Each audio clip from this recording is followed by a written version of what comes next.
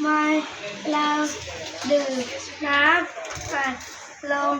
มากไม่ได้ในน้ำอัดลมนั้นประกอบไปด้วยแก๊สและน้ำตาลเป็นส่วนใหญ่การดื่มน้ำอัดลมมาก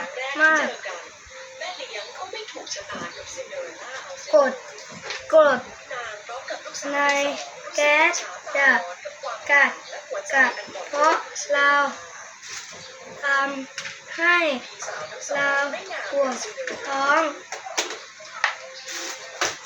ทั้งยังมีน้ำตาลสูงทำให้เราฟันผุด้วย